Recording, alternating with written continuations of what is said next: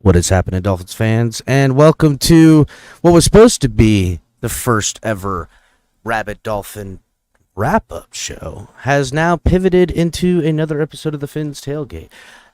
Lou had a emergency work call, which for all you guys that don't know, I will keep it vague. Lou runs a shipping security business that he manages, and they had an issue. So whenever Lou is available again, if he wants to come up and tell you guys why he had to miss this, that's him. It's personal, private, and business related. So I figured, hey, rather than co-host, I'll just host and give a little prepper McPrimer for what I have coming tomorrow, which is a lot. So thank you guys for all being here. Put my purple jacket on. Kind of didn't do my hair. You're welcome. Look at that. Oh, yeah. That's good.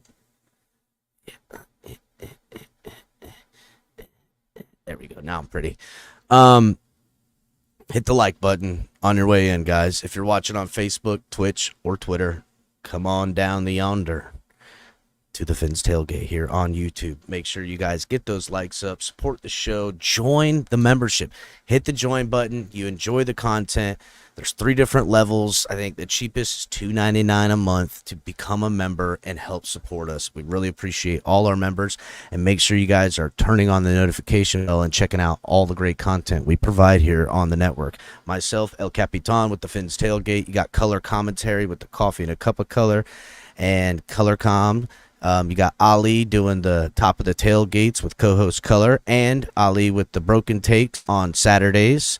And also, broken takes throughout the week, and then late night exhale on Saturdays. You got Shake Money with his co-host Lou, aka the Rabbid Dolphin, doing drive times during the week, and also the Smoke Lounge. And then you got Lou doing his wrap-up shows on Sundays starting next week. You got KP for the fantasy football shows on Saturdays, coming on all the panels. Shout out KP. And then you got Crypto. Guys, you'll have Crypto tomorrow morning at 11 a.m. with the Crypto Rabbid Dolphin show. Boys are going to be there. And then on Thursdays with color commentary as the co-host with Crypto. And Tonk TMI Tuesdays. Too much information. Make sure you guys are checking it out. Great, funny show. Cash App, Venmo, The Fins Tailgate. Help support the show. Support through Super Chat. Support through membership. And also support by using the affiliates associated with the program at the homepage and on the website. Our friends over at Fanatics. Make sure you guys are using that and shouting them out. Also, check out our friends at Dubby Energy Drink. Get yourself a Dubby. Use offer code TFTG to get 10% off all your purchases with them. And go see our friends at Backroom Collections, where if you use offer code TFTG with them as well, you'll get 10% with them. And you can find all this great stuff and all of our great stuff, as well as original articles and one-of-a-kind programming. All of your Miami Dolphins on the news feed, any articles that come out, stuff you guys are looking for, go to the website, use that. It's all there, and our gear. Get ready to dive into a new world of online shopping with the Fins Tailgate. Whether you're a die-hard sports fan or just looking for the latest fashion trends, we've got you covered. With a wide variety of products from your favorite sports teams to stylish accessories and home decor, we're your one-stop shop for all things tailgate. Our easy-to-use website and hassle-free checkout process make shopping with us a breeze. Plus, with frequent sales and discounts, you won't want to shop anywhere else. So come on in and join the party at the Fins Tailgate, your new go-to destination for all things tailgate.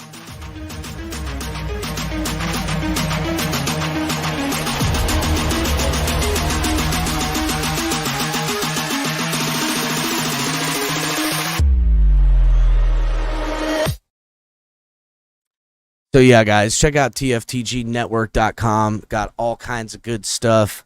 Tua Tagovailoa scented candles for you. Everything. Shout out to everybody in chat. John in here first, telling everybody to hit the like button. Marino's goat right behind him. Two of the guys here all the time. Flava J, Fins Up TFTG, member, family member, salute. Dolphineer in here. What's going on? I see Michael K. Tua Iku is in this. Mark, what's up, Mark?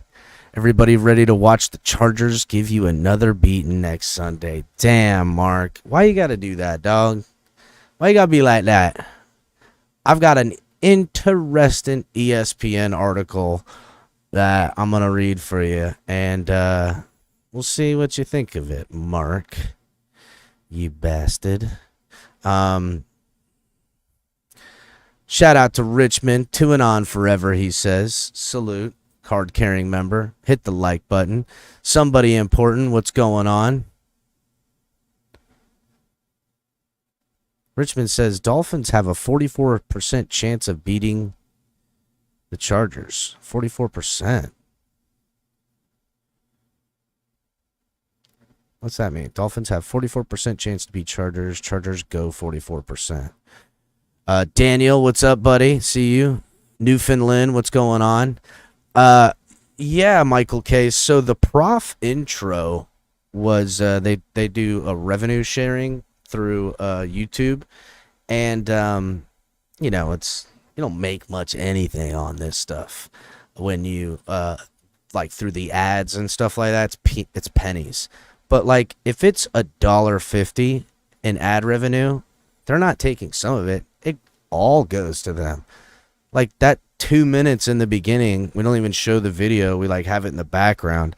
That means if a 15-hour-long show comes around and there's $8 made on ad revenue, they get it all. It's weird. That ain't sharing. That's giving.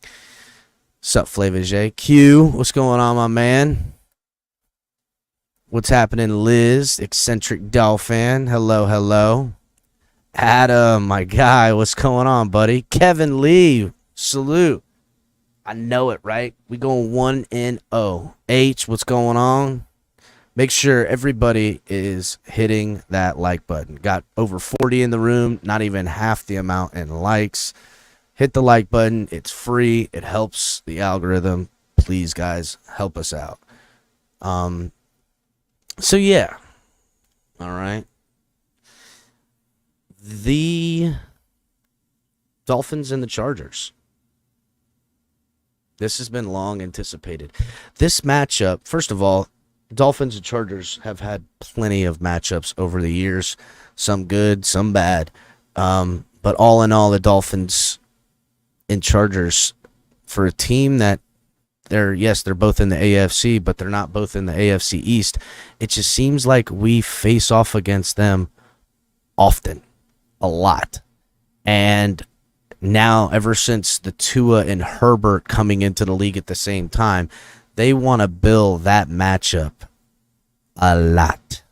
They've been happy to have this Tua Tagovailoa, the Herbert, coming out, setting records as a rookie. He's setting records of having the most passing yards in the first 3 years, while Tua, who had a struggling start to his career, is now one of the greatest quarterbacks in efficiency in a long time. I mean, he is highly deadly with the football now that things have slowed up a little bit.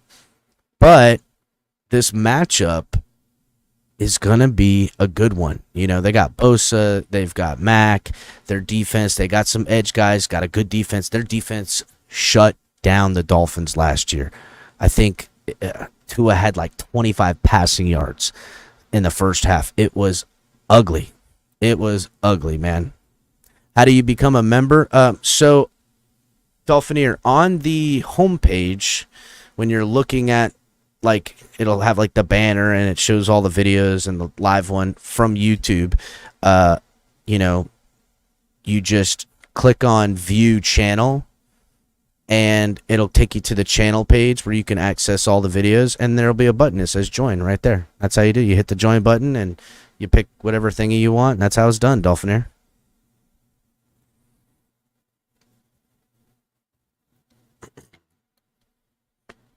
So yeah, what's up, Trucker Sean? Joseph? Yeah, Joseph, this is what we need. Look, it's week 1. We want to start hot. But I think Dolphin fans, as well as Charger fans, they have consistently gone at each other over the quarterbacks. That Tua got picked over Herbert because he's better. Herbert's been better by the numbers, but has these super collapses in late in games, just throwing interceptions.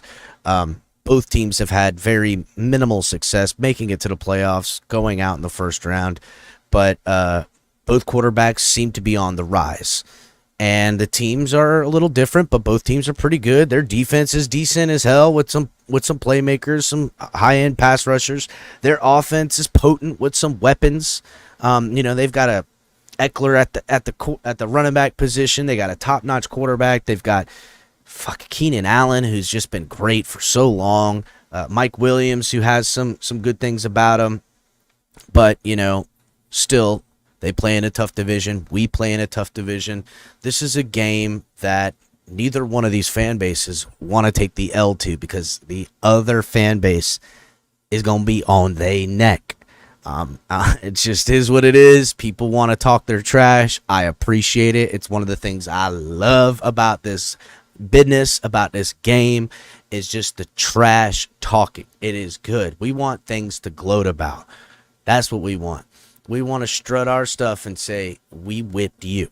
So that is something that we need to ensure come week 1. We need to defeat these Chargers handily. And that's what it's got to do. Now, the Chargers in power rankings, to peers, and I have this article about them, people are picking the Chargers to not only be good, but great, win their division, overcome the Chiefs this year. Now, I get it. Chiefs are the reigning champs. They're a great football team. But there could be a little bit of a step back. They're going to be, who knows what to expect out of the Raiders are going to suck in that division. I think the Raiders are a full collapse before you're going to blink your eye and the Raiders are going to have 2 wins and 8 losses. Mark my words. But the Chargers are a good team. No one really knows what to expect from Denver. They got a great defense. They got weapons on offense. They've got a quarterback that's proven some stuff, but he has something now to prove as being a more. Is Russell Wilson washed? Well, Sean Payton's there now. This could take a toll on them in their division. Not too dissimilar with the is Sean Payton out of this? Is Russell Wilson washed up? You know what I'm saying? That kind of dichotomy of storyline is paralleled with the Jets as well. You know, they have a great defense, ain't really good on offense, got a quarterback with question marks. Is Nathaniel Hackett washed up? You see what I'm saying? Like, there's this thing that's happening here. And so it'll be interesting to watch. But there's people out there, they're picking the Chargers to be the best. And here's what I found in this article written by Jason Reed. Says LA Chargers, number one in their division. Look, when I break it down position by position, the Chargers have the most talent in their division. The team definitely mastered that part of the equation. Now the Chargers just need to be more consistent in coaching and need to shake off the habit of getting in the team's their own team's way. Yes, Justin Herbert is not Patrick Mahomes, but he still is an elite quarterback who has legitimate chance of winning MVP if everything goes right this season. If the Chargers had just a slightly above average quarterback instead of Herbert, then the Chiefs would rank first and be out there all by themselves. And that's a fact. If the Chargers had a middling quarterback and not the highest paid quarterback in the NFL right now, they wouldn't stand a chance against the Chiefs. Their quarterback gives them a chance. The Chargers have a much deeper wide receiver room that helps offset this big gap between the two teams because, let's face it, there's a huge gap in the tight end room when you go Gerald Everett from the Chargers versus Kelsey. There is no comparison. But their depth in their wide receiver room makes up. Kansas City offensive line is better than LA's, but only slightly, especially considering that there are variables for Kansas City this year that may not work out. LA also has a much better running back in Austin Eckler. Now, when you measure the defenses, here's where the disparity grows. Defensively, the Chargers have two all-pro caliber in Derwin James and Joey Bosa, and then also has Khalil Mack in an overqualified Khalil Mack is an overqualified second edge rusher, and Michael Davis is one of the most underrated lockdown corners in the NFL. If J.C. Jackson is healthy, a guy they didn't have last year, even if he's at 80% of what he was when he was with New England, they'll have an amazing 1-2 punch with Asante Samuel Jr. Out there. So if let's see, if J.C. Jackson is healthier and at least 80% of what he was in New England then he will still be a great cornerback. Asante Samuel Jr. may be the best cornerback if he was on the Chiefs. Talent-wise, the Chiefs are ahead. The Chargers are ahead of the Chiefs. Now they actually need to win. This is them measuring up their talent pool versus the Chargers. Now, I only point this article out because I have an article that talks about, and I'm gonna go into the depth chart of both these teams a little bit.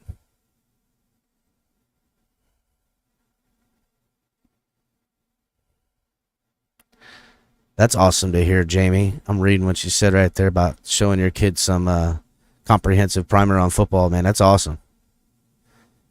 That's awesome, buddy. Yeah, my son's been playing football this year, too, so we're going to be watching a lot of football this year. He might even be in here calling some of the games. We'll see. Actually, the team my son's playing on right now, they just won their home opener. They're 2-0. They haven't let a point up all year. They beat the team yesterday 41-0, and the week before that they beat them 28-0. They're number one in their division in points right now, so they're killing it.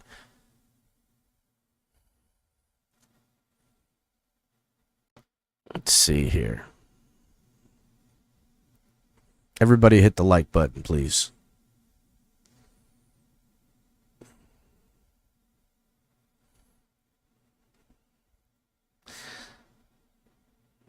See Hit the like button, everybody. Give me 2 seconds.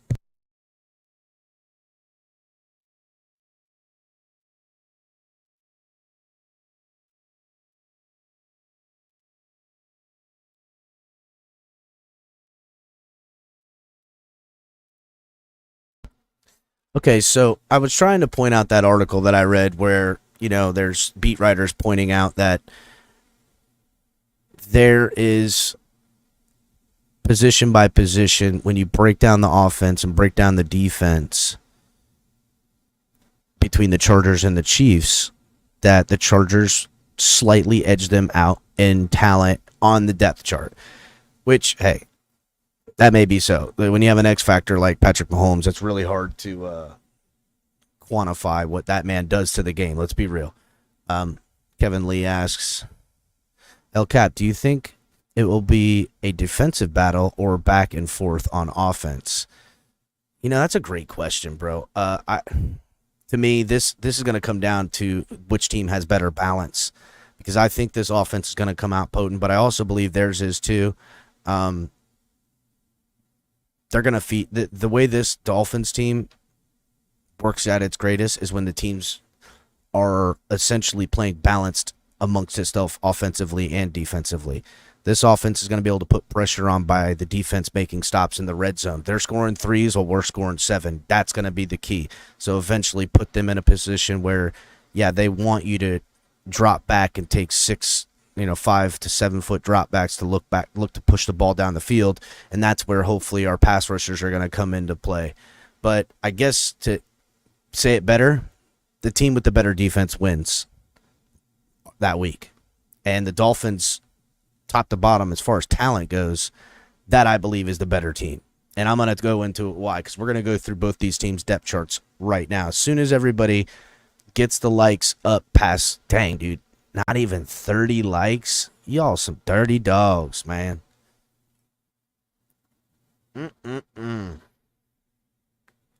That's dirty.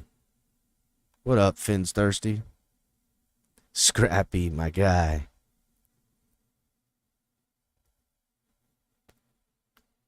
Let's get these likes up, everybody.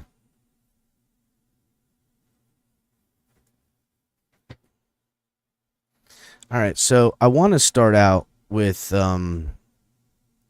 the Chargers roster here, and we're just going to go into it. This is the official depth chart. Now, there is some IR guys, there is some questionable guys, there is some guys that are going to be out, so relax, but let's go ahead and just break this down.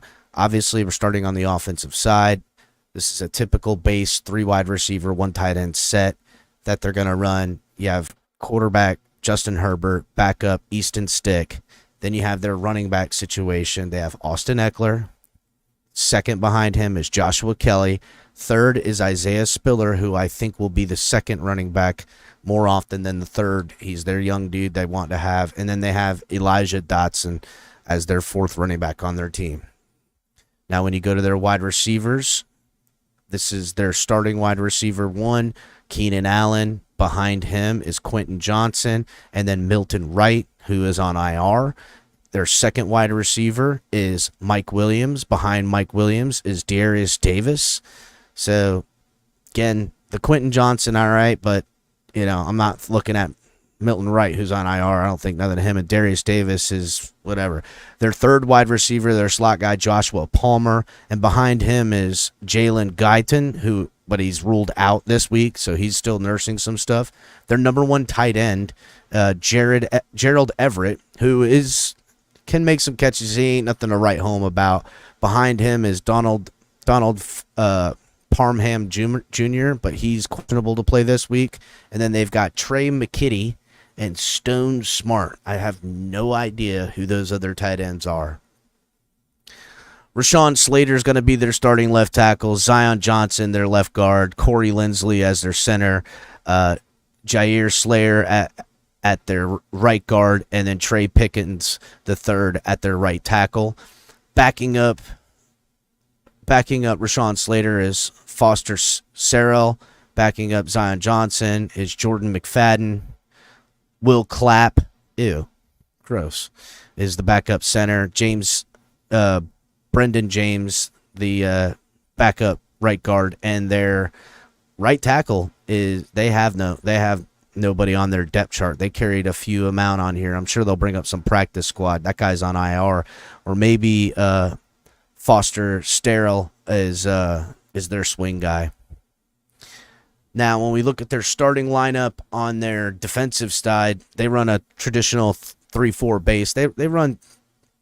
I mean, listen, they run the Fangio scheme a lot. Let's be real. That's what they got. That's why they went out and got the lockdown corner from fucking whatchamacallit too, because they're going to run that same scheme. He comes from the Fangio tree. Their left defensive end, Morgan Fox, backing him up is Scott Maylock. Their nose tackle, Austin Johnson, with Nick Williams as their backup. Nick Williams is a good backup too. Their right defensive end, Sebastian Joseph Day.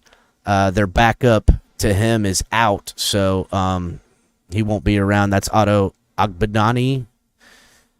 Their Will outside linebacker, aka their pass rusher, everybody knows it's Joey Bosa. Tuli Tapuliti. I can't do it. I'm sure Q's gonna correct me in chat. He's their backup. Their inside linebacker, Eric Kendricks, who I wish Dolphins would have got him back when they could. Tanner Muse, Nick Nyman, and Amin Mbadagi are all their inside linebackers who you'll see out there in a rotational. And then their right inside linebacker, Kenneth Murray Jr. Their backup to him, Dylan Henley, questionable. He probably won't play. He's still nursing that leg injury. Khalil Mack on the other side of Joey Bosa, as you guys know, with Chris Rump II backing him up.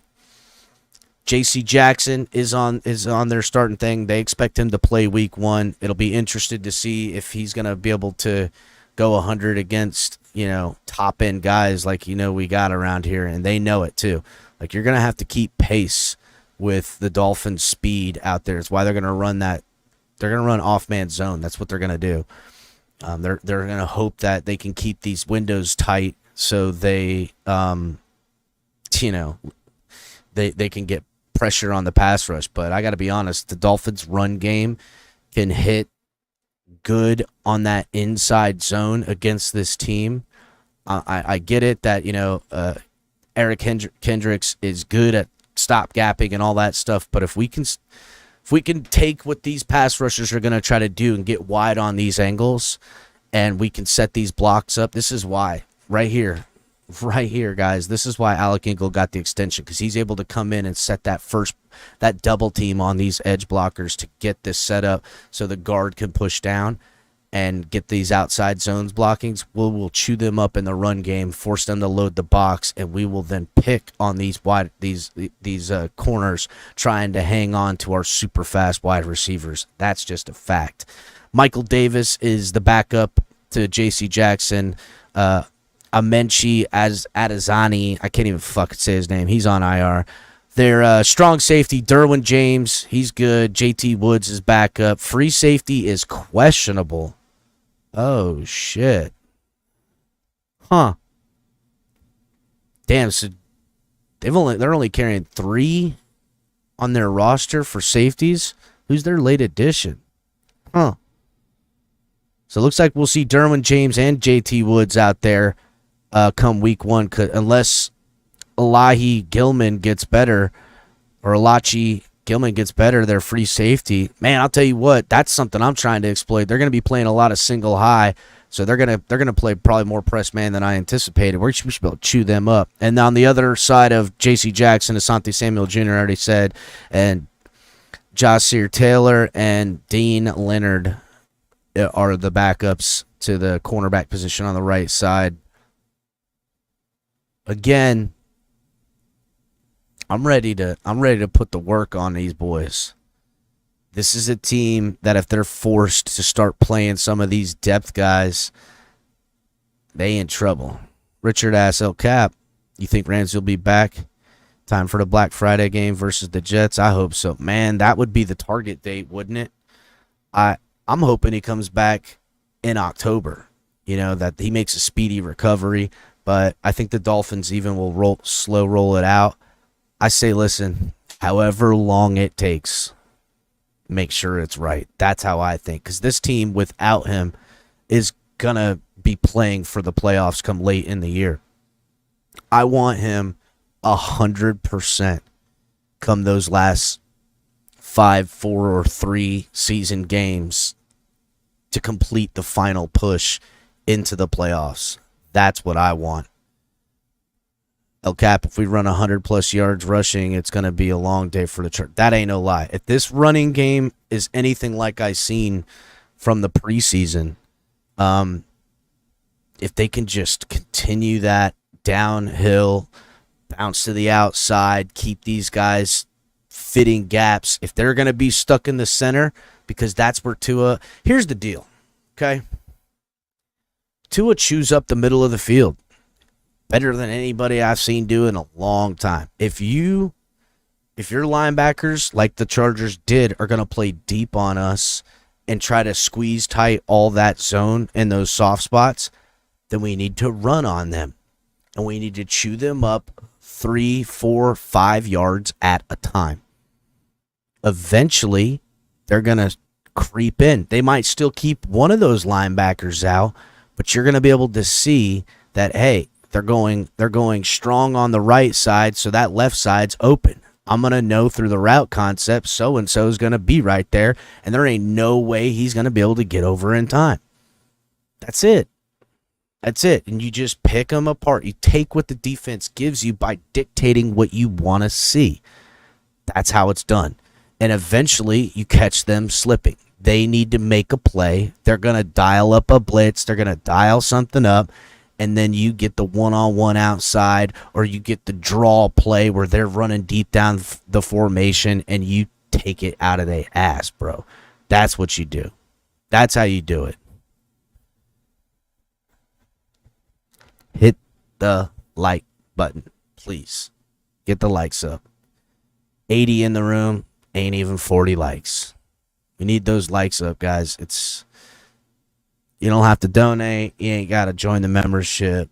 You don't even have to hit the like button, but it is super important to the lifeblood of this program, to how it works. So hitting it is very appreciated. So now, after looking at the Chargers depth chart, and by this article that I just read to you guys, them saying that their not depth, but their starting lineup is better than the Chiefs. And pound for pound, player for player, that's how they've picked it. And a lot of people won't argue that. The Chiefs have always made it do in their wide receiver room and their running back room because of how great Patrick Mahomes is at elevating the talent around him with his greatness. Let's just be real. It happens. You know what I'm saying? Sometimes you need players to help elevate your quarterback and help them get settled in. It happens a lot with younger quarterbacks. It's why I always think that one of the greatest things you can give a young quarterback is a strong, wise running game. Either a young stud that's just a freak, or get him a guy who's been in a league a little bit and knows the game and knows how to handle stuff so he can help them along. The Dolphins roster. Now, listen, guys, this is the depth chart. Relax. Obviously, we got Tua at quarterback with his backups. Number 2, behind Tua, listed at ESPN, is Mike White. Then behind that is Skylar Thompson. Now, you can debate this till you want, but I'm just reading it how it is. Running back, starting running back, Raheem Mostert, as we thought. Slotted in at number 2, yes, he's on IR. Slotted in at number 2 is Jeff Wilson Jr., Okay, behind him at the 3rd running back position is Devon Achane, who is still officially listed as questionable on this chart, although he's been out there at practice. I know. Sylvan Ahmed behind him, still officially listed at questionable at the 4th position, and then on the practice squad as of this moment, but still on the team, Chris Brooks, who very well is going to get. I think Chris Brooks gets the nod this week. He going to be out there. How much play he gets, I don't know. We'll see. Next, starting wide receiver Tyreek Hill. Backing up Tyreek Hill in his 2nd, River Craycraft. Beneath him is the wide receiver 2, Jalen Waddle, who's still officially listed as questionable. Backing up Waddle is Braxton Berrios. Now, I just want to point something out right here, guys, and this is why I said, and I'm going to read the next two, but this is why I think Chosen Anderson didn't make the team over River Craycraft, because I just went through the depth chart right here. Wide receiver 1, Tyreek Hill, backing him up is River Craycraft. Wide receiver 2, Jalen Waddle, backing him up is Braxton Berrios. Chosen Anderson doesn't, in the how you see it, is a mold as a route runner type of, timing, all that stuff, the guy who you would envision backing up Tyreek Hill or Jalen Waddle in the route concepts. Braxton Berrios could be the backup for both of them, but River Craycraft serves as a poor man's Braxton Berrios. Sorry, but it's just it's a great comp. It's a great comp to have. Wide receiver 3 starter, Cedric Wilson Jr., who took a pay cut to stay on the team, which also made it all more palatable for the Dolphins to keep him. Backing up Cedric Wilson Jr., Eric Ikuzama. Now, think about that real quick. If it was going to be Chosen Anderson, his real competition was in that wide receiver 3 role. Cedric Wilson Jr., who the Dolphins are already paying, who have financial obligations to him, who then took a rework of his deal to ensure his spot on the roster was going to be him and not Chosen Anderson, because if it was going to be and they carried the money, it'd be Chosen here for the cheap, because all things would have been created equal fiscally, I believe. Eric Ikuzama, on the other hand, they weren't going to let him go. He has done enough, cheap enough, first of all. Very cheap, because he's just been drafted here. But also, that boy looks good. That is going to be a weapon. Watch out for Eric Ikuzama this year. Now, starting in with the tight end room, okay? Tight end, number 1. You know him. You love him. Durham Smythe. Backing up Durham Smythe, Julian Hill. Shout out to Julian Hill doing all that he did. Very awesome to see and hear. And then behind him is Tyler Croft. And then in the 4th position on the tight end room, Eric Saubert, who is on IR, as you guys know. We only have one fullback on the team. Nobody backing him up. It's Alec Ingold. He's the man.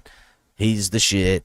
But he also doubles as the tight end role in certain concepts. Left tackle, starting left tackle, Teron Armstead still has a questionable mark. I think he'll play. Actually, I would be very surprised if he didn't play, but if the Dolphins decided to hold out Teron Armstead, I'm not going to be like, oh no, woe is me, because to me, I need Teron Armstead later. I'm going to need him for the playoffs. I don't want to have Kendall Lamb, and sorry, I think Kendall Lamb does great work as a swing backup guy. I'm not going to be excited if Kendall Lamb is the starter in the playoffs. I need Teron Armstead out there doing what he does best.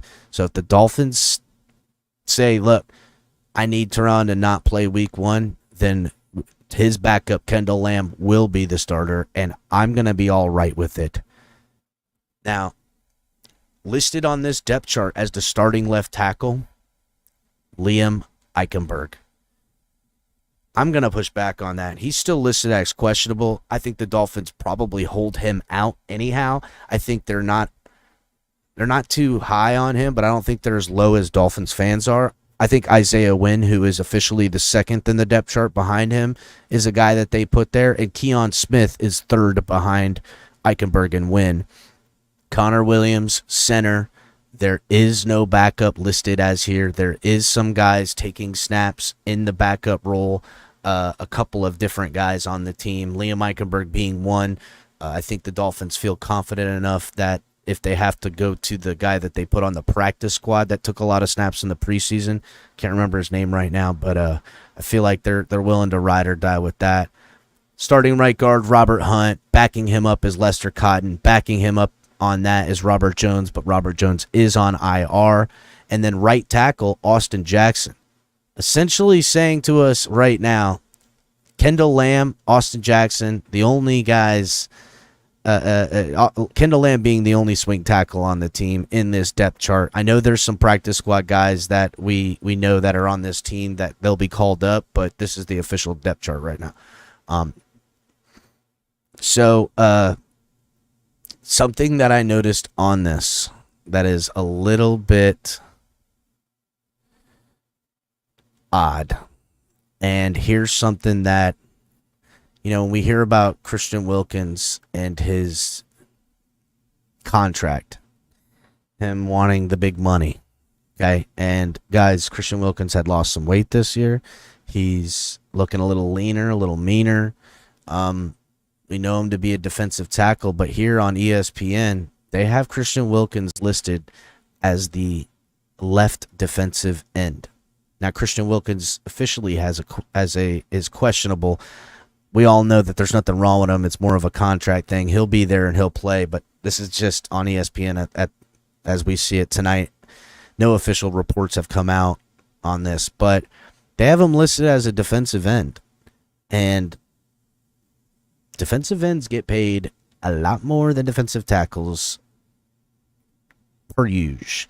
Nose tackle, they have as the starter Raekwon Davis, and then backing him up is Brandon Peely. And then as the right defensive end, Zach Sealer. Backing him up is Emmanuel Ogbah. The will linebacker, Jalen Phillips as the starter with Andrew Van Ginkel as the backup. Inside linebacker, starting left inside linebacker is David Long Jr. with his backups being Channing Tindall and Zeke Vandenborough, which is on IR at the moment. Right inside linebacker starter is Jerome Baker. Duke Riley is the backup. The Sam whatever you want to call it. The Sam linebacker, outside linebacker Bradley Chubb, with nobody as his backup on this depth chart. Starting left corner is Xavier Howard. Now they have on the depth chart here behind backing up Xavier Howard as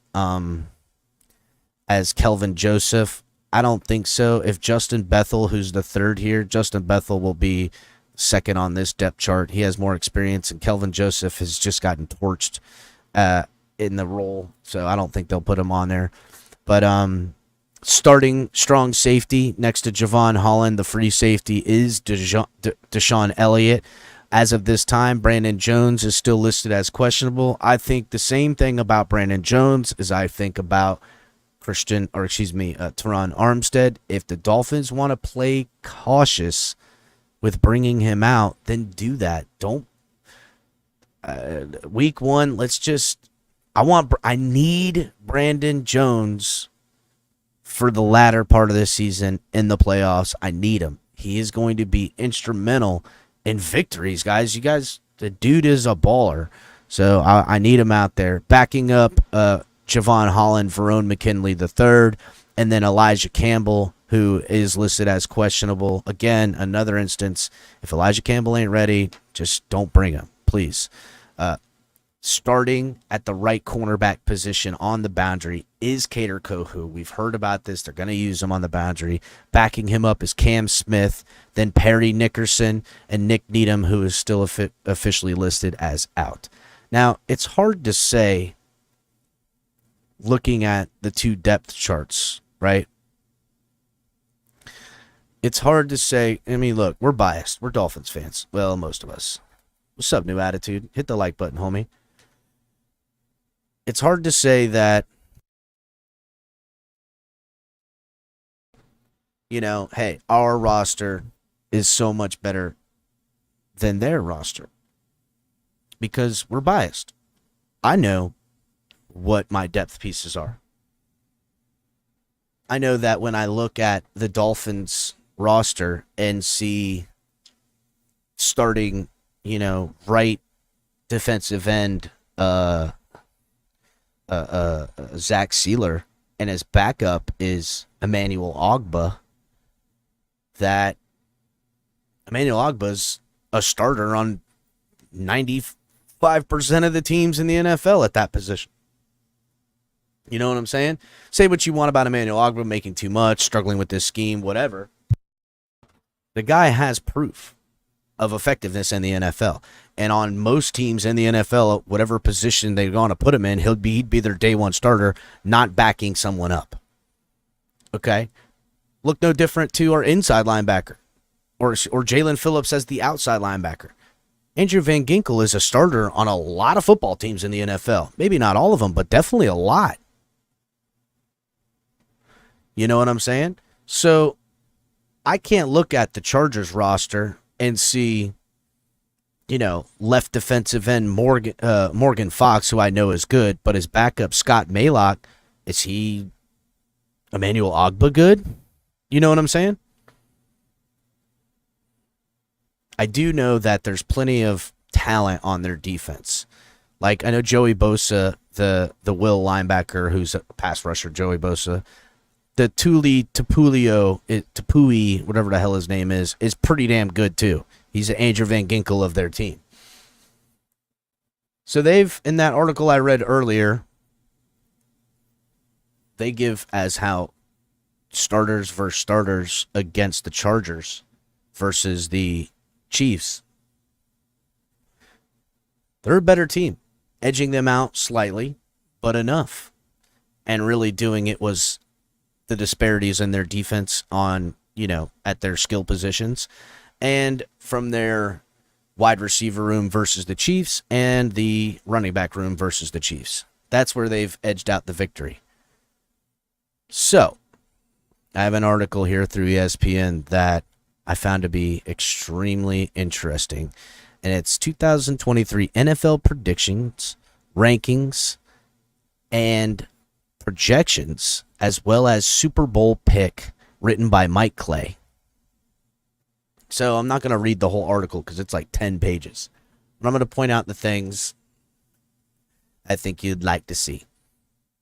First question he asks, can anyone in the AFC overtake the Kansas City Chiefs?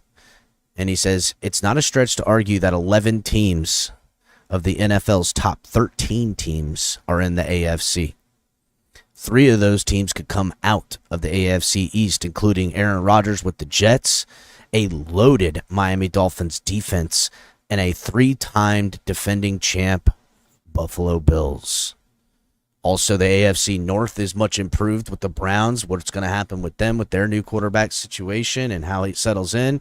Baltimore Ravens, who's put some weapons finally around their quarterback that got a new deal. Will the Pittsburgh Steelers, defense be able to, hold up long enough for Pickens and Pickett to figure it out? And the Bengals, who have been champs of that bitch for a little bit. Also, when you look at teams like the Chargers and how good they are, Sean Payton now with the Denver Broncos, we all know the Chiefs still owned that division, and the Jaguars, who are the favorite to come out of the South. He points out a couple of things in this article, like number one, the easiest schedule in the NFL today is easily the New Orleans Saints. They have the easiest schedule. Toughest schedule in the NFL is the Patriots, as they, got to play their division and the AFC West, and they play, the Chiefs and the Eagles, the Cowboys, the Giants, the Chargers. They got a rough schedule. Let's see. Let me scroll down here a little bit.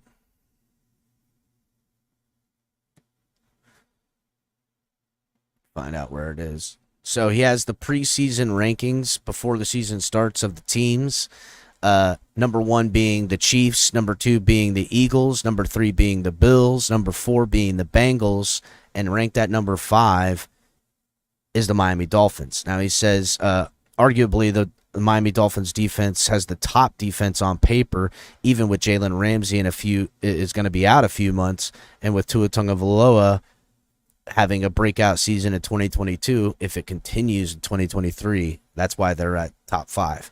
Now, when we look at the Dolphins versus the Chargers on these ESPN rankings, Chargers aren't far behind. They are ranked at 8.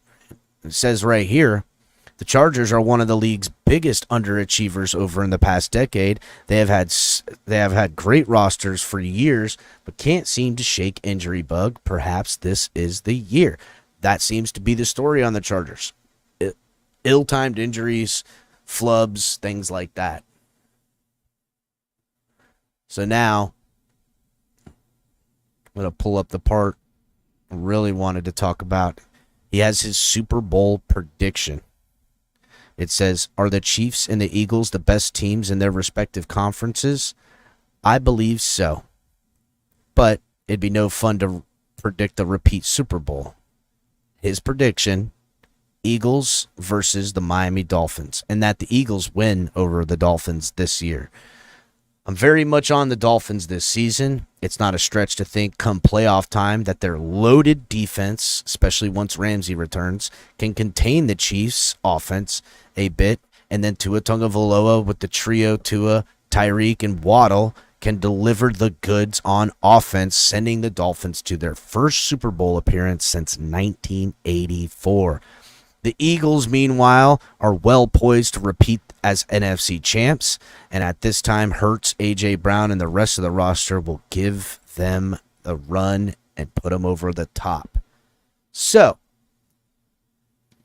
their official rankings from ESPN's beat writer and how he ranked the teams.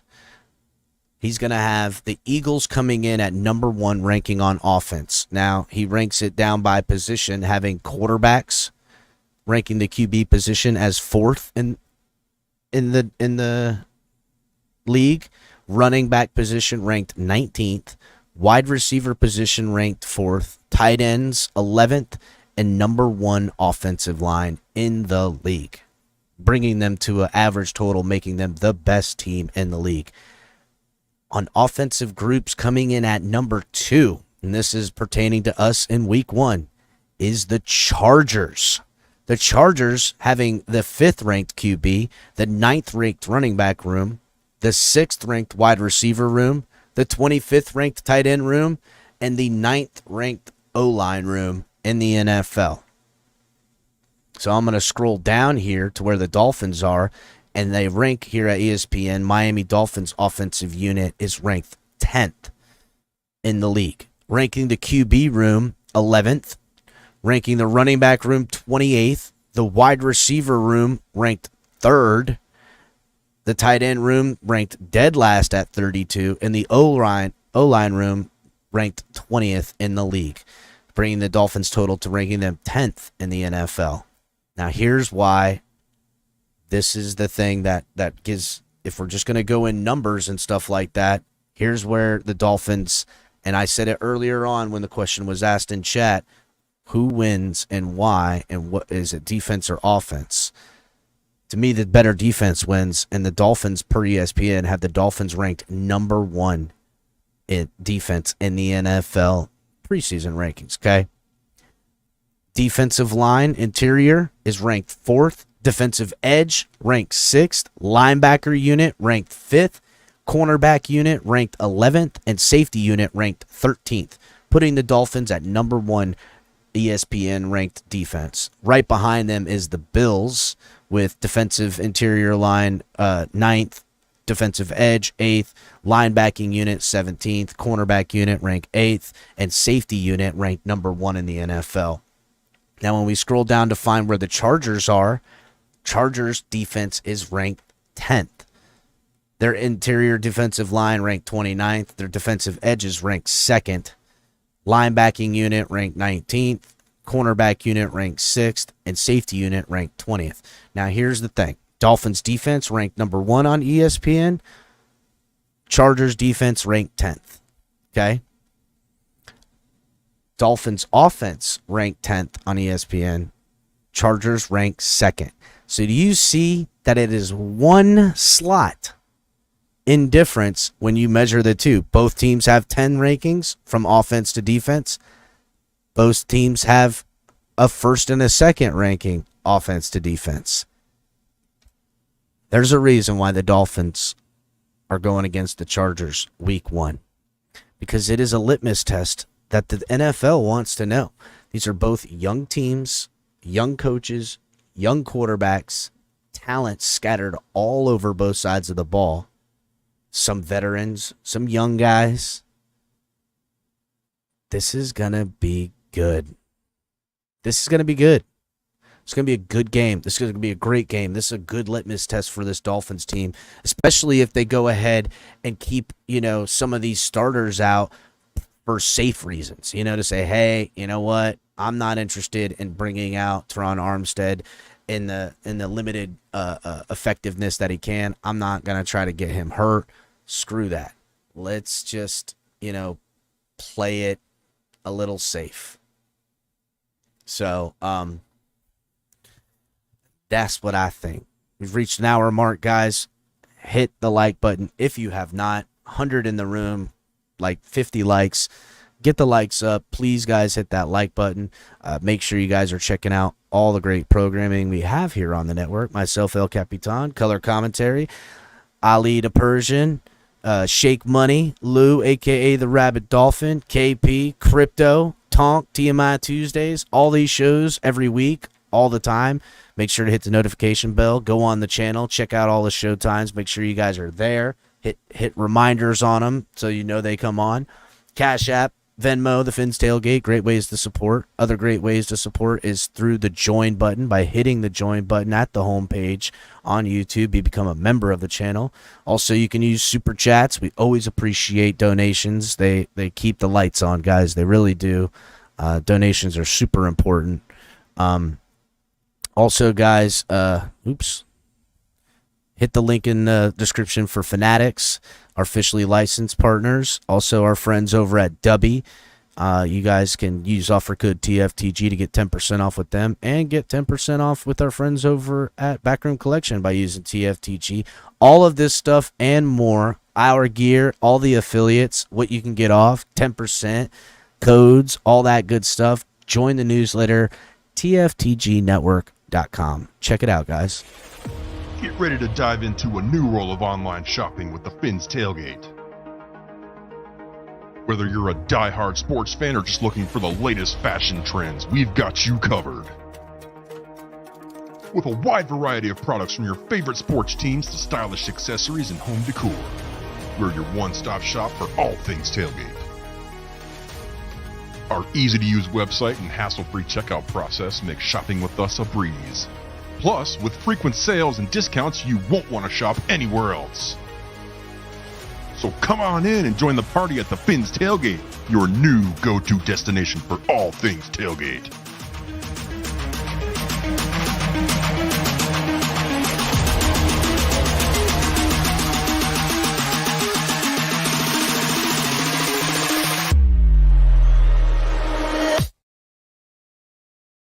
Check out TFTGnetwork.com. So yeah, listen, man, this is a big game. Very important. It could set the tone. I'm not saying that, hey, this loss could destroy the season off the rails, but a win, and not just like, hey, you know what, we won, but if we handle the Chargers in LA next Sunday at 4:15, which come back here, I'll be calling the game live. A lot of people are going to take notice. This NFL is going to be like, yo, these Dolphins are for real. They put the work on them. This isn't, a beat-up Chargers team. This isn't, whatever. Game one, Tua and the boys go out and dice them up. That Dolphins defense with Vic Fangio looking live. I want it. And Bradley Chubb had something to say about it. There was also Peter Schrager was breaking down his top 10 breakout players of the year and ranking in at number 2, Jalen Phillips, which I agree with him. This is that year 2 to year 3 jump. The game's slowing down for you. You understand it. I think Vic Fangio's not going to play around and just say, hey, Jalen, do what you do best and beat him up. Bradley Chubb been showing him some moves. He understands this defense and what can be accomplished by using this defense to your advantage. not necessarily freelancing as much, but it allows you to play free. And Bradley Chubb had something to say on this. I feel like the defense in itself is very simple to learn, Chubb said regarding Fangio's system on Jim Rohn's show the other day, on Thursday. But just the way we disguise different coverages, the way we play off the edge, I feel like it has a very unique quality. And it's one of those defenses that once you're in it, you really don't want to play any other form of defense, especially the guys on the edge getting a chance to fly around and cause havoc and getting into the backfield as much as you possibly can. It's gonna be fun. Chubb previously played 3 seasons under Fangio during the 65-year-old lone stint as an NFL head coach with the Broncos. Although Chubb struggled with injuries during the two of those years, his lone campaign with double-digit games played in Fangio's system netted him 7.5 sacks in his first Pro Bowl nod. In total, he suited up for 25 contests, 8.5 sacks, 29 quarterback hits, 2 forced fumbles, and 3 passes defended in Fangio's scheme. When Denver fired Fangio following the 2021 season, Chubb listed just only 8 more games as a Bronco before joining the Dolphins via trade. Their paths have now crossed again in Miami, where they expect to be effective in a highly stacked AFC East. Although Chubb only had 2.5 sacks at his new home in 2022, he is better entrenched and skilled defensive front heading into year 2 and is ultimately familiar with his new defensive coordinator scheme and the form of defense. Fangio, meanwhile, inherits a roster with rich playmakers despite Miami Dolphins averaging 21st-ranked scoring unit over the last half-decade. From Christian Wilkins to Raekwon Davis, along with Chubb and Jalen Phillips on the edge, he possesses a front that can get home and will be there the 20th year for the 20th year of the defensive coordinator. Man, he's been doing it 20 years now. Wow. Although the secondary took a hit with Jalen Ramsey's meniscus tear, but he's expected to keep him out till around December, he still boasts talent such with cornerbacks Javon Holland and cornerback Xavier Howard and safety Javon Holland. Chubb had this to say: "Me and JP have been trying to take it and make it our defense and make our assignments to wreck plays every time we can," Chubb said. Those guys in the interior, Christian and Zach and Raekwon, they do an amazing job of it as well. The back end, the back end that we have is second to none. Dolphins, many of the names contributed to the Dolphins group last year, ranked and tied at 14th in sacks, getting 40, surrendered to 18th most yards in the league. But the vibe has shifted under Fangio, who is ranked 3rd in scoring defenses with Denver and his last year as head coach, and ranked 1st with his unit in Chicago the last time he was a defensive coordinator. Chubb is confident that Fangio's scheme is amongst the best in the NFL to operate in, and it's why, if he's right, that side of the ball awakens, and the way the offense has come alive, the reunion could carry them into January. And that's really what it comes down to. How fast are this defense going to go ahead and push it up?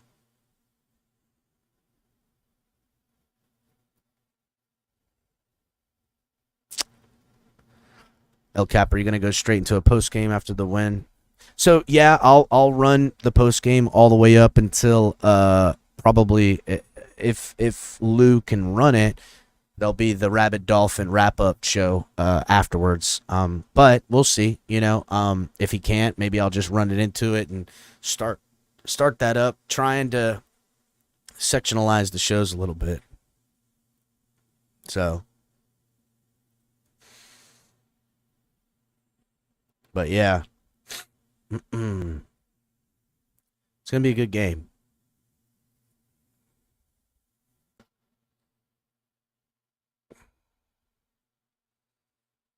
So, article I found from the Miami Herald via Daniel Ofousier. He has this 11 bold predictions for 11 Dolphin position groups, stars, breakout candidates, things like that. His first bold prediction, which Sucks that it's even said as a bold prediction, but Tua Tagovailoa will play every game in the regular season for the first time in his career. He points out, it's been well documented of his injury history and stuff like that, but I think we're already starting to see that he's taken a lot of measures this offseason to fall in a way that is going to protect him, also putting the weight on his body, a little bit of adult big old man weight to handle some of these impacts, as well as the jiu-jitsu, all that stuff, man. I mean, you could say what you want. Guy's 25 years old now. He's taken precautions as a professional to know that, hey, I need to get better at something. I'm going to do it. It's no different than when we talked about him learning to slide and stuff like that. It's something that's got to be done. Next bold prediction from Daniel Foussey is running back Chris Brooks will emerge as the Dolphins' number 2 running back. Here's what he has to say on that. Brooks entering training camp as a long shot to make the 53-man roster with 4 veterans and a second-round pick Devon Achane also in the position room. But Brooks, an undrafted rookie from BYU, thoroughly played his way onto the team with a standout camp and showing in the preseason. With Jeff Wilson on IR, sidelining him for at least the first 4 games of the season, there is an opportunity behind Raheem Mostert right now. Brooks will have to earn the trust of the coaches in the regular season, but his physicality and adept feel for running in this zone scheme could lead him into an offensive role. I like that, boy. Give me some competition.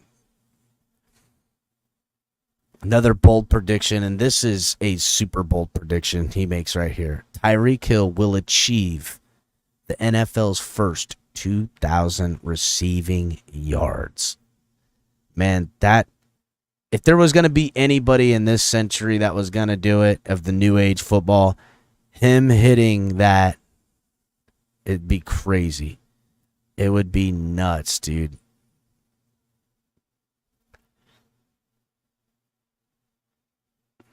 Another bold prediction. I don't see this as that bold. He says Jerome Smythe will set career record for catches and yards.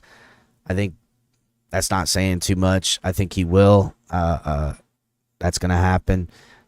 He also says Kendall Lamb will start at least 6 games. That I hope that don't happen. But, hey, I would rather him be in there than other guys that we've had in the backup.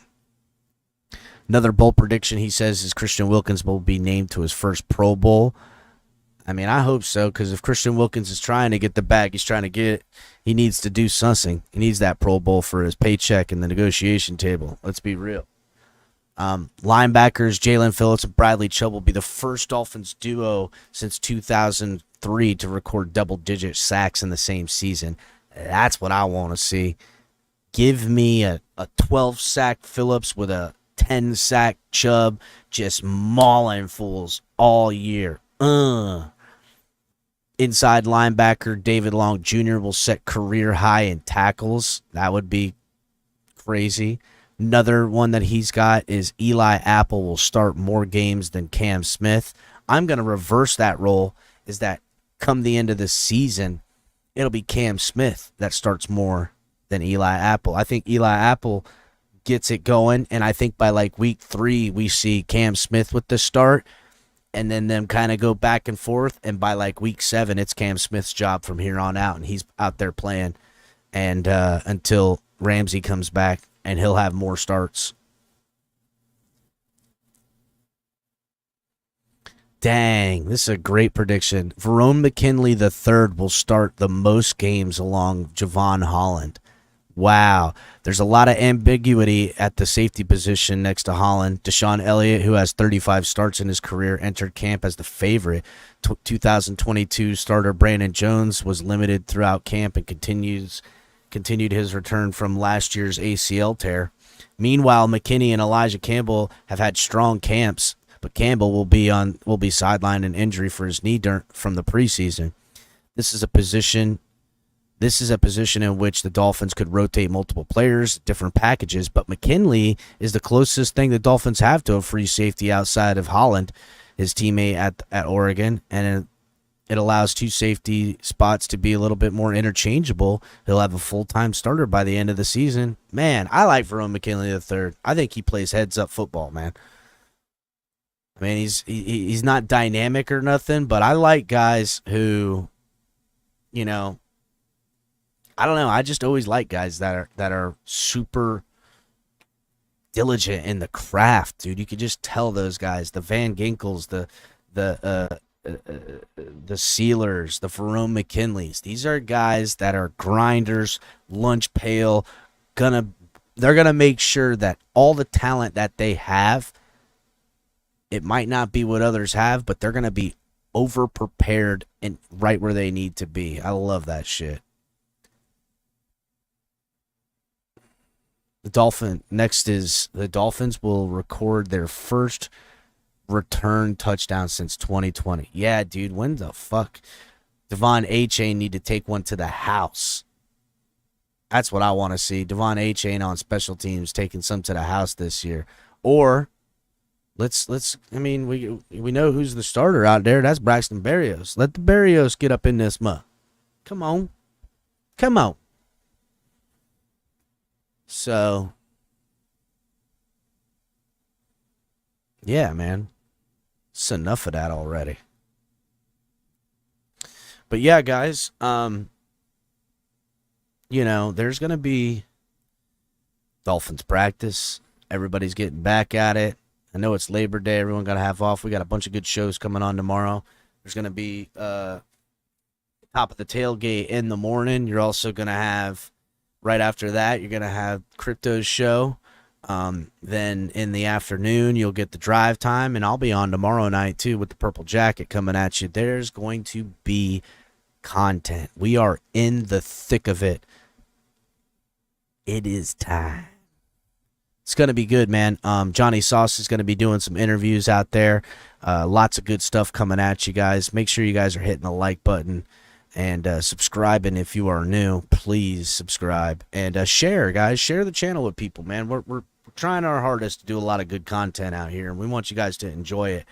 And, you know, after in the comment section, not in the live comments, but after the videos, tell us what you guys think. It's a good way to have a good interaction. We need to know what's going on, how you guys feel about the team.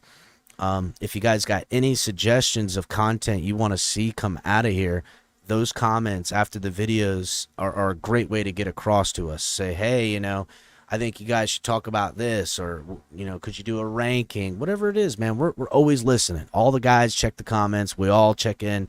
We want your feedback all the time. So at the end of this video, and I'm going to close it down now because I'm going to be on tomorrow, and I don't want to chew up all my good content that I'm going to have going on.